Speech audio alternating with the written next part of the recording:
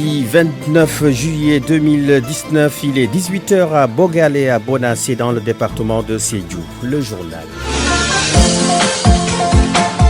Mamadou Amardio. Adama Gaye devant les enquêteurs de la division des investigations criminelles. Le journaliste est accusé d'avoir écrit et diffusé des propos qui portent atteinte aux bonnes mœurs. Les adieux pour un combattant de la sécurité. Le commandant Tamsir Sané, salué par ses camarades de la gendarmerie nationale. Le ministre des Forces armées, maître Sidiki Kaba, promet que les auteurs de ces crimes abominables vont être traqués, arrêtés et sévèrement punis. Le réveil difficile du lutteur Mesen au lendemain de sa défaite contre Modulo. Les premiers mots du roi de l'arène déchu dans la page des sports de Youssouf Bodian. Autre actualité sportive, le tirage au sort des poules de l'Afro-Basket féminin du 9 août prochain à Dakar. Nous serons en classe avec El Hadji Ndiogoudjen. Le débrief avec Daour Diop, porte-parole du CUDOPES, le cadre unitaire des organisations et des établissements privés d'enseignement supérieur du Sénégal. Entretien sur la situation des étudiants orientés dans ces écoles dont la prise en charge est garantie par l'État. Telles sont les grandes lignes de cette édition. Dans un court instant, le développement.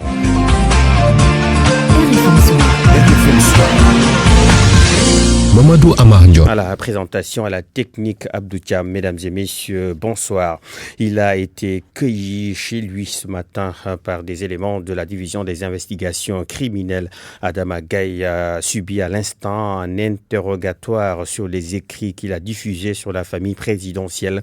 Des propos jugés désobligeants et attentatoires aux bonnes mœurs. Les détails avec El Hadji Ndiogoudjen. Selon des sources proches du dossier, l'ancien journaliste Jeune Afrique est entendu pour ses posts sur les réseaux sociaux. Des publications virulentes contre le président de la République et portant même atteinte parfois à l'honorabilité de la première institution du pays. Les éléments de la division des investigations criminelles auditionnent Adama Gaye en présence de son avocat maître Khoureyssi Ba. Il lui reproche d'avoir diffusé des écrits contraires aux bonnes mœurs, un délit puni par l'article 256 du Code pénal sénégalais. Le dit article relatif au délit contre la chose publique stipule que sera puni d'1 à 2 ans plus une amende de 25 000 à 300 000 quiconque aura fabriqué, détenu en vue d'en faire commerce, distribution, importé ou fait importer, transporté ou fait transporter ou exposé en public ou en privé, tout écrit, dessin, peinture, affichage, film, gravure, emblème ou image contraire aux bonnes mœurs. Le journaliste Adama Gaye a été cueilli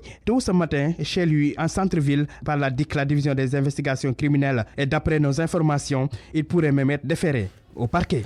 C'est l'unanimité autour des valeurs incarnées par l'adjudant-major Tamsir Sané, le commandant de la brigade de gendarmerie de Koumpentoum, tué lors d'un braquage dans la nuit de jeudi à vendredi. À l'occasion de la cérémonie d'hommage ce matin, le ministre des Forces armées, maître Sidiki Kaba, a réitéré la volonté de l'État de poursuivre et d'arrêter les auteurs du crime. Le compte rendu de Papa Balagueye. Mort en service commandé, l'adjudant-major Tamsir Sané a reçu tous les honneurs de la gendarmerie nationale et de la nation tout entière. Resté professionnel durant ses 32 ans de carrière, le commandant de Légion Est, lieutenant Ibrahima Simbo, dans la tristesse, parle d'un homme de valeur. Ses chefs, ses camarades et ses subordonnés ont toujours apprécié son esprit de camaraderie, sa rigueur et surtout sa haute conscience professionnelle. Sa dernière notation le présente comme gradé supérieur, discipliné et de belles présentations, d'une remarquable habileté professionnelle et faisant montre d'un sens élevé des responsabilités. Il donne entière satisfaction dans sa fonction de commandant de brigade à féliciter. La famille, toujours affectée par cette perte, certains cachent difficilement la douleur.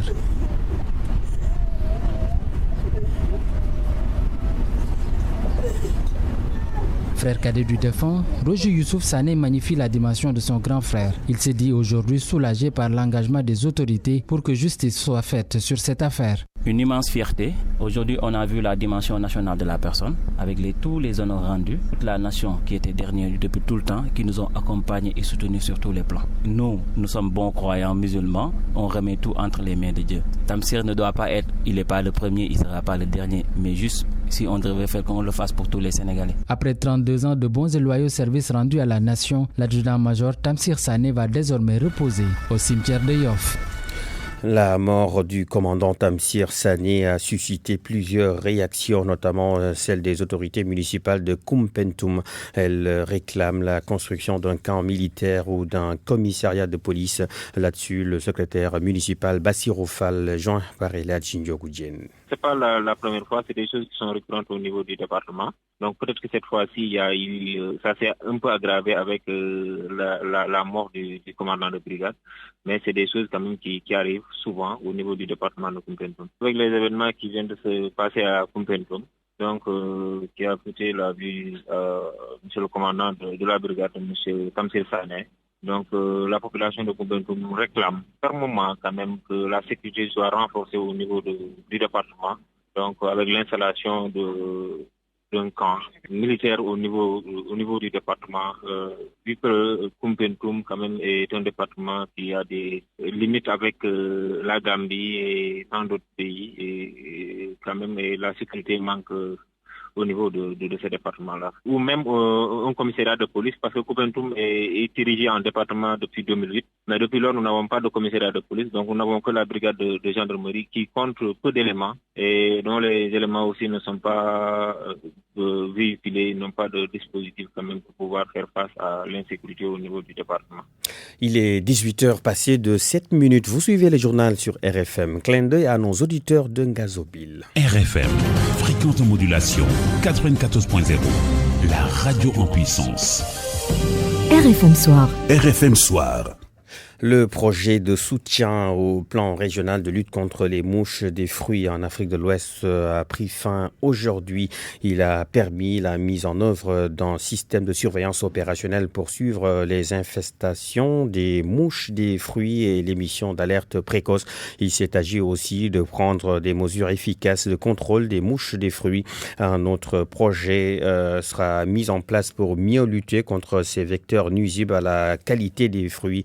La CEDEAO et les États membres en partenariat avec l'Union européenne avaient créé le projet en 2015. L'atelier régional de capitalisation des acquis et de clôture du projet s'est tenu ce matin à Djimaguette Ndiaye. La commission CEDEAO et ses États membres se sont soudés pendant 4 ans pour lutter contre les pertes de mangue causées par les mouches des fruits. Alain Traoré est le directeur de cabinet à la commission de la CEDEAO. Plan d'action de lutte intégré pour partager les connaissances, renforcer les capacités, améliorer la recherche appliquée. Les mouches des fruits, destructeurs du secteur horticole en Afrique de l'Ouest, malgré les efforts consentis par les 11 pays membres de la CEDEAO, dont le Sénégal, la mouche est encore présente selon Cheikh Ngane. Aujourd'hui, ce qu'on peut dire, c'est que le projet s'arrête, mais la mouche n'est pas partie. Elle est encore là. C'est vrai qu'on a connu des améliorations du point de vue de ses mouvements et de ses multiplications parce qu'on la connaît mieux, mais elle est encore présente. Les acteurs comptent toutefois mettre en place un autre projet venant en appoint au précédent.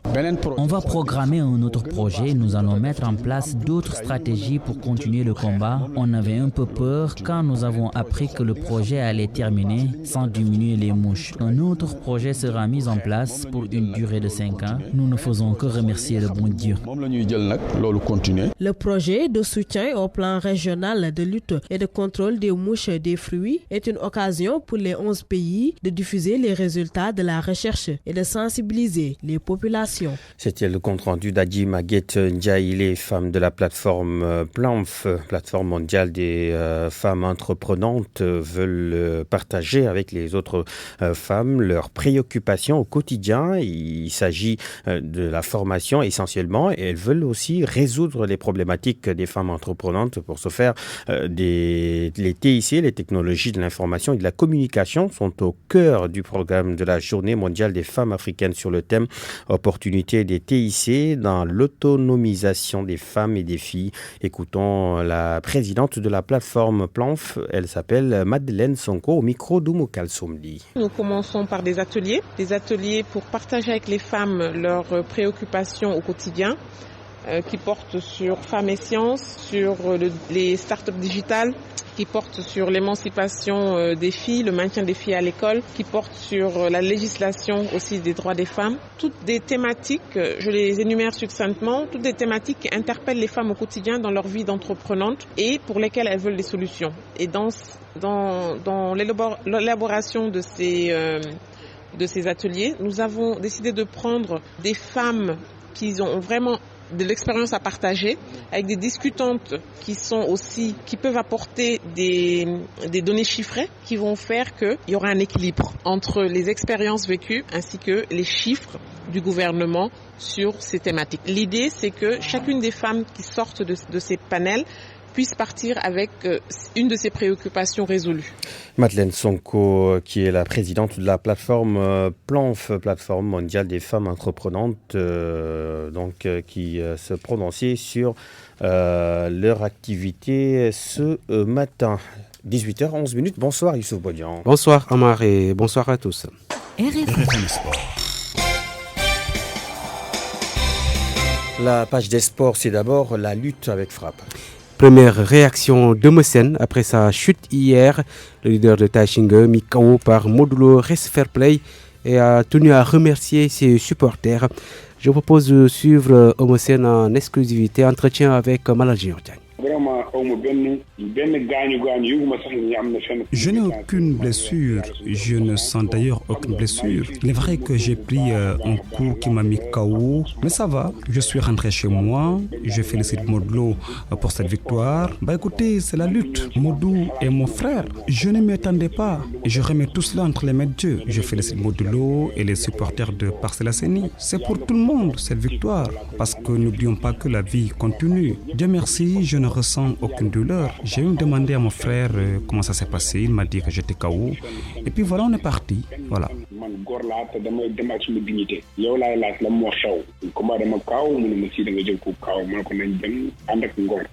Voilà, Messen qui veut rester fair play malgré donc ce KO hier face à Modulo qui devient roi des arènes. Le basketball féminin avec le tirage au sort des poules de l'Afrobasket 2019. Tirage au sort qui sera effectué à partir de 19h dans un hôtel de Dakar. Pour cette édition, il y aura 4 poules de 3 équipes. À 10 jours du coup d'envoi, les Lions se sont à nouveau entraînés ce matin, mais cette fois-ci, c'était au stade Diom Marius Ndiaye. Le reportage de Solacham. Les Lions ont peaufiné leurs armes ce matin au Stadium Marius Ndiaye, une séance très rigoureuse qui a duré 1h15. Ndaï Chama Kamara est à sa première sélection. À 21 ans, la joueuse de Bilbao se réjouit de son intégration. Donc, moment parce que c'est la première fois que nous convoquons l'équipe nationale, surtout senior. Donc, nous avons vu aussi des ligues, nous avons aussi des ligues. Parce que nous avons une équipe, nous aussi accueillir comme c'est aussi. Donc, nous avons adapté avec nous. Entraînement et tout ça, je pense que l'on règle, mais je pense que l'entraînement bu bëri aussi un peu de charge, mais du dara quoi. Ouais, pour ñëw jàppale équipe bi jàppale Sénégal aussi xam ne sama dëkk la lépp rek suñu borom la tënku daal. Après les sélections U16 et U18 du Sénégal, Fatou Diagne a rejoint la sélection A du Sénégal. Elle compte donner le maximum pour répondre aux attentes. C'est totalement différent. ndaxte bii beneen expérience la da nga ñëw fekk fi mag ñi mën a basket di dem di la conseiller ngay déglu di topp seen gannaaw di def erreur ñu lay rectifier. sama projet équipe nationale mooy aider équipe bi li ñu manqué physique daw njool rebound affaire yooyu noonu yëpp lu ma ci mën a joxe dinaa ko joxe bàyyi ko ci terrain bi. dina doy bu ñu déggoowee rek pare nañu ndaxte gars yi yëpp am nañ expérience physique baa ngi fii ñu ngi chaque jour ñu ngi joxe di poussante ku sonn keneen jël sa morom donc on est ensemble. Certes, elles sont à leur toute première sélection dans l'équipe nationale A du Sénégal, mais ces deux joueuses qui évoluent au poste 4 et 5 sont très ambitieuses. Elles visent la liste des 12 finales. Solacham, liste qui sera connue donc juste après le tournoi amical qui va démarrer à Dakar à partir du 3. Les Lions donc vont tenter de reconquérir le titre perdu face au Nigeria il y a 2 ans. L'Afrobasket chez les dames démarre le 9 août à Dakar. Mais déjà, donc, on connaîtra les groupes ce soir. En football, Hervé Renard, qui est le nouveau sélectionneur de l'Arabie Saoudite, l'Arabie Saoudite. Donc sa fédération l'a annoncé sur ses réseaux sociaux. Le technicien français devra qualifier les Faucons à la prochaine Coupe du Monde 2022 chez le voisin, le Qatar. Hervé Renard donc avait amené le Maroc en 8e de finale de la dernière CAN après donc 2 CAN avec les Lions de l'Atlas. Hervé Renard a décidé de quitter le Maroc pour une nouvelle expérience hors de l'Afrique. L'Arabie Saoudite, on rappelle que jusque-là, c'est le seul sélectionneur à réussir à remporter donc la CAN avec 2 sélections différentes, la Zambie et la Côte d'Ivoire. Nouvelle expérience donc de l'autre côté en Arabie Saoudite. Voilà, Youssouf Bodian, nous allons garder un repérage, ce tirage au sort. Hein, effectivement, oui, on va suivre, on aura tout en direct, Inch'Allah. Oui. Quand on connaîtra les adversaires du Sénégal, les auditeurs le sauront également en temps réel. Donc les supporters n'ont qu'à laisser les drapeaux là où ils étaient pendant la CAN. Donc l'afro-basket féminin, c'est à partir du 9 août prochain. Oui, à Dakar. Merci beaucoup Youssouf Bodian pour cette page des sports. Sport et études font bon ménage en classe. El Hadji Ndiogoudienne. Bienvenue à tous. Nous faisons aujourd'hui une évaluation de l'année scolaire 2018-2019. L'école sénégalaise a connu une année scolaire apaisée. Il n'y a pas eu de perturbations majeures. Cependant, les résultats des examens de fin d'année n'ont pas suivi. Les acteurs de l'éducation à Ziguinchor se prononcent sur la question. Ziguinchor a réalisé un taux de réussite de 26,21% au bac pour cette année qui vient de s'achever. Pour la présidente du collectif des chefs d'établissement du département de Ziguinchor, ces résultats reflètent un paradoxe qui mérite un diagnostic sans complaisance dans l'optique d'identifier les facteurs de contre-performance. Tako Keita. On a une année scolaire apaisée, ce qui contraste quand même avec les quelques résultats qu'on a eu, par exemple. Donc il faudrait faire une analyse sans complaisance pour tout simplement expliquer ce taux d'échec élevé surtout au bac. Les syndicalistes relèvent le même paradoxe mais indexent la qualité de l'organisation des examens.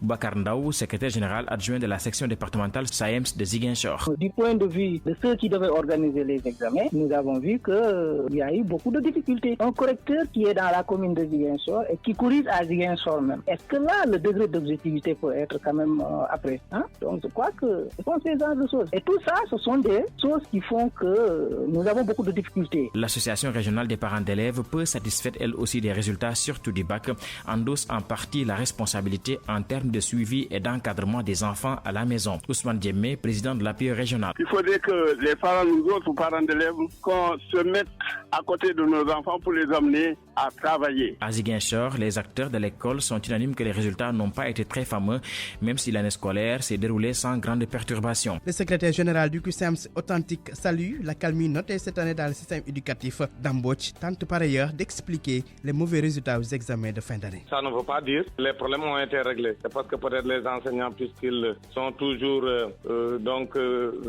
victimes de vindicte de la population sénégalaise, les stigmatisants. De temps à autre, il y a des années d'accalmie pour permettre de se préparer. Par ailleurs, nous avons noté des résultats catastrophiques au niveau des examens du baccalauréat et du BFM. Ce qui explique ça, c'est ce que les Sénégalais oublient, c'est que ceux qui sont en classe d'examen, pendant qu'il y avait des perturbations, ils étaient dans des classes préparatoires. Donc les 2 dernières années, les élèves de seconde et de première, même s'ils n'étaient pas en classe d'examen, ils devaient terminer leur programme. Malheureusement, tel n'était pas le cas et on s'est beaucoup focalisé à la fin de la grève sur les élèves qui avaient un examen et en laissant en rade les autres. Donc il n'y a pas eu de plan de rattrapage du temps perdu pour les élèves de seconde et de première. Et puis dans la rubrique portrait, nous faisons la connaissance du meilleur élève de 3e du département de Thiès. Ndiaga Ndiaye, c'est son nom, a une passion pour les disciplines scientifiques. Son portrait est signé Cheikh Anta Diop. Je m'appelle Ndiaga Ndiaye, je viens du CEM de Doukoumane, commune de Toubatoul. 3e. Ce jeune élève natif de la commune de Toubatoul est le meilleur élève au BFM dans le département de Thiès. Tu as obtenu ton BFM? Oui, j'avais une moyenne de 16. Un élève discret, courageux, timide, selon ses professeurs. En plus d'avoir été choisi comme meilleur élève de 3e au BFM au niveau du département de Thiès, Ndiaga Ndiaye a aussi remporté cette année le prix du meilleur élève de 3e. C'est un grand plaisir pour moi de venir ici représenter le CEM de Doukoumane. C'est un grand plaisir que je partage à ma famille et tous les enseignants. Un grand soutien de mes professeurs et de ma famille. Il excelle aussi dans les matières scientifiques comme les mathématiques et SVT. Combien en mathématiques? L'examen, vous avez 17,50. SVT, vous avez 19. Et quand on lui pose la question, ce qu'il souhaiterait devenir après les études, il nous donne une réponse mitigée. Non, ça, c'est difficile. Merci à Cheikh Anta Diop et à Lamine Ba. Ainsi se referme en classe. Rendez-vous la semaine prochaine. Merci à vous aussi, El Hadj Ndiogu Diène. 18h20, le débrief maintenant. Nous sommes en ligne avec Daoud Diop. Bonsoir. Oui, bonsoir, M. Ndion. Vous êtes le porte-parole du CUDOPES, le cadre unitaire des organisations et des établissements privés d'enseignement supérieur du Sénégal. Vous avez pris la décision de suspendre les enseignements en faveur des étudiants pris en charge par l'État le 31 juillet prochain, c'est-à-dire dans 2 jours. Pourquoi ? Oui, pourquoi c'est assez simple. Parce que l'État avait pris des engagements donc au sortir de nos négociations qui ont abouti à la reprise des cours au mois de janvier 2019. Et il était question que l'État dégage les 8 milliards qui étaient inscrits dans la loi des finances initiale 2019. Et à l'heure actuelle, au moment où nous parlons, il y a 1 milliard 100 millions qui restent sur ces crédits et pour lesquels, et pour ce montant, on avait fait un arbitrage pour 850 millions sous forme de factures et jusqu'à présent, ces factures ne sont pas encore payées. En plus de cela, l'État s'était engagé à mettre dans la loi des finances rectificatives de juin 2019 4 milliards. À notre grande surprise, donc nous avons constaté que rien n'était prévu pour les écoles. De plus, il était également question d'un réaménagement au niveau du budget du ministère de l'Enseignement supérieur pour dégager 4 autres milliards et jusqu'à présent aussi, donc rien n'a été fait. Donc votre sentiment, c'est que l'État ne veut faire aucun effort pour respecter ses engagements? Nous, tout ce que nous pouvons dire et constater, c'est que l'État n'a pas respecté ses engagements. Autre décision que vous avez prise, la rétention des relevés de notes, des certificats de scolarité, des diplômes et autres documents administratifs. Vous êtes à bout de votre patience? Bon, disons, c'est une question de principe, hein, parce qu'à partir du moment où l'année où les engagements ne sont pas respectés, il nous revient, même pour un étudiant qui paie, privé qui paie, donc s'il n'est pas en règle, on est obligé de faire de la rétention donc, des documents dont nous avons parlé. Donc c'est une question de principe qui nous a poussé à devoir effectivement garder ces documents le temps que la situation donc, soit réglée. Donc après cette position que vous avez rendue publique, est-ce que l'État a réagi? Bon, à ma connaissance, jusqu'au moment où nous parlons, nous n'avons pas reçu écho d'une réaction de l'État. C'est vrai qu'avant même de prendre cette décision, donc au début du mois de juillet, nous avons adressé une correspondance, un courrier au président de la République pour attirer son attention par rapport aux engagements qui étaient pris. Malheureusement, il n'y a pas eu de réaction. Vers le 25, avant la réunion, nous lui avons également adressé une demande d'audience qui est également restée sans suite. Sans compter tous les échanges, tous les contacts que nous avons eus avec donc, la tutelle. Donc pour vous dire, à notre niveau, tout a été fait pour qu'on puisse déjà savoir les raisons pour lesquelles les engagements ne sont pas respectés et par la suite voir effectivement comment l'État comptait régler cette situation. Mais malheureusement, jusqu'au moment où nous parlons, il n'y a aucune réaction donc, de l'État. Vous êtes toujours ouvert?